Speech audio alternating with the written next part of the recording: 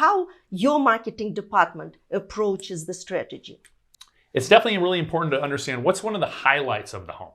You know, maybe the backyard is just all hardscape, fake grass, really nice, but no maintenance. So maybe instead of trying to hide that, that becomes a focal point of the strategy. So it's understanding the market and what you're working with, and then just like bringing that head on. And then what are the tools to do that? You know, is it an open house? Is it a video? I think it should always be a Matterport tour. That's a no-brainer, because we've had people be, you know, we've had buyers for our listings be a lot more comfortable buying our listings without coming to see it in person because of the Matterport tour. And that's just been beautiful. Would you have the statistics of what's the percentage of buyers from outside of your area?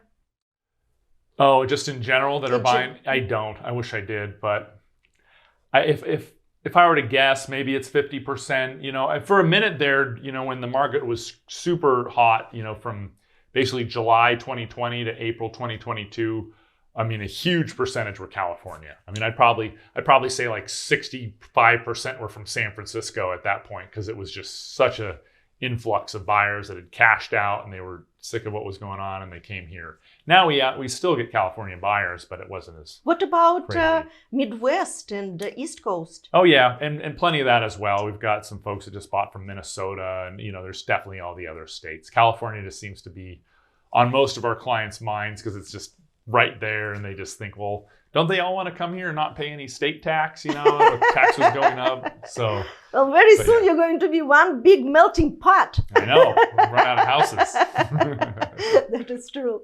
Well, thank you so much, Rob. It was a pleasure, and I really admire your approach to the new way of doing business and building the company, where your agents care and they participate in the growth of your company, and probably their company eventually they will benefit from that greatly.